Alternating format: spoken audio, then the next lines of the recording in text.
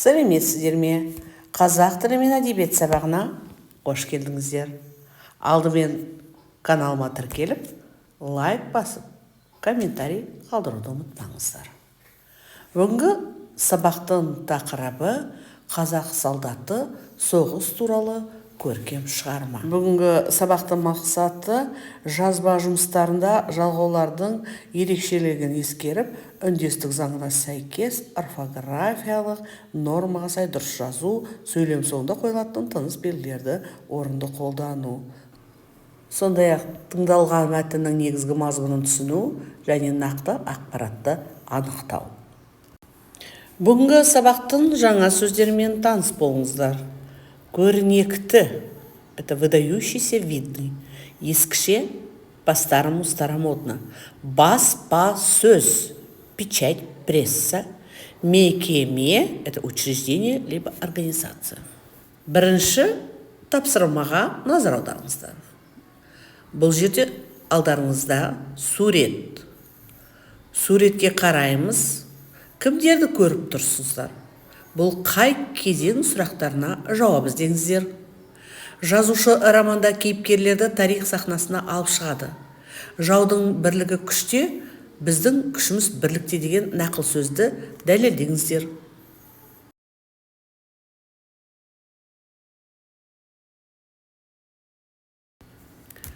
Керемет, сіздер мына үлгі ретінде ықтимал жауапқа назар аударыңыздар. Сіздердің де жауаптарыңыз осылай болады деген ойдамын.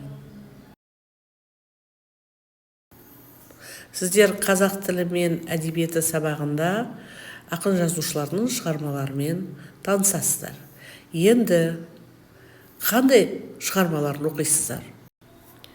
Жаңағы берілген суретті пайдаланып, жауап беріңіздер. Мына суреттегі кімдер?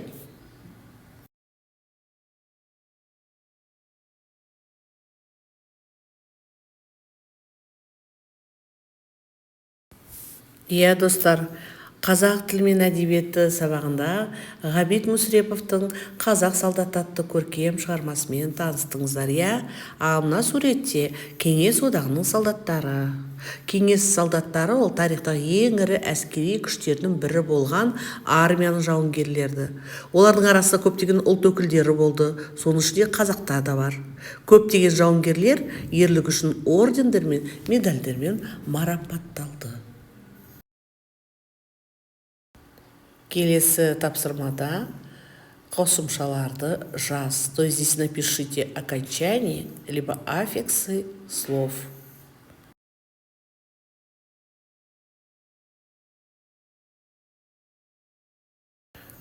Бұл тапсырманы дұрыс орындады деген ойдамын.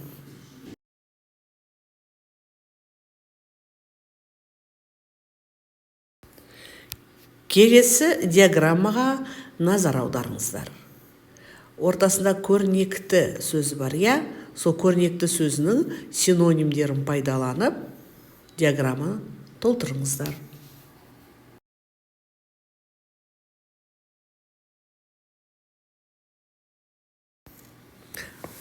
Жарайсыздар. Өздеріңізді тексеріңіздер.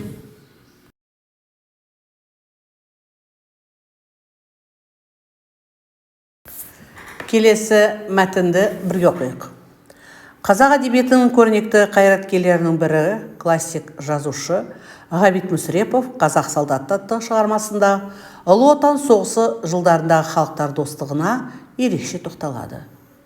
Кеңес елінің түрлі ұлт өкілдерінен құралған армия жауынгерлерін суреттейді.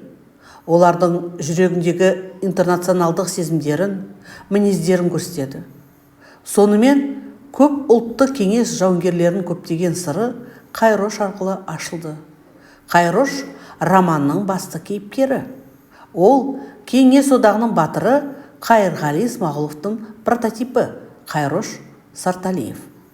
Ғабит Мүсірепов қазақ әдебиетінде аянбай еңбек еткен академик, классик, жазушы. Оның еңбектері жоғары бағаланды. Ол бірнеше орден медальдермен марапатталды. 1974 жылы Ғабит Мүсіреповке әдебиетке сіңірген еңбегі үшін социалистік еңбек ері құрметті атағы берілді. Келесі тапсырмада ғаламтордан материал тауып, ақпараттың дұрыстығын тексеріңдер. Одан кейін оны түсіндіріңіздер.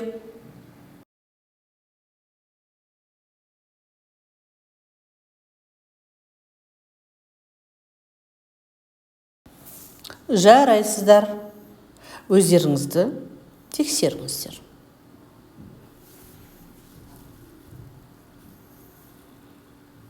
Жетінші тапсырмада сөйлемдерді мағынасына қарай сәйкестендіріңіздер.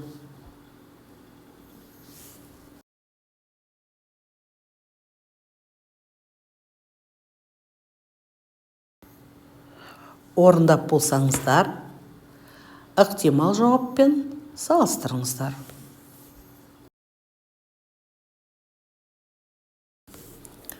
Жазылым тапсырмасында көп нүктенің орнына қажетті есімдіктерді қойып жазыңыздар.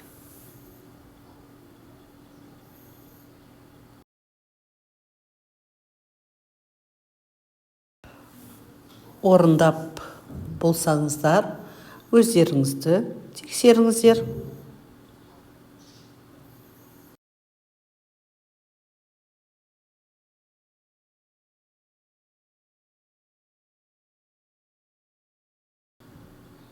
Тоғызыншы тапсырмада көршіңе төмендегі сұрақтарды қойып, диалог құра.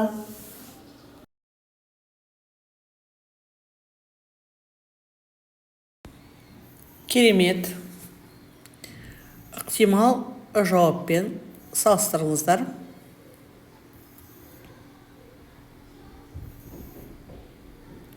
Тоғызыншы тапсырмада мәтінді пайдаланып, сөздерден сөйлеп құрап жазыңыздар.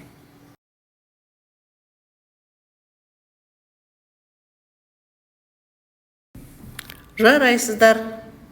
Өздеріңізді тексеріңіздер.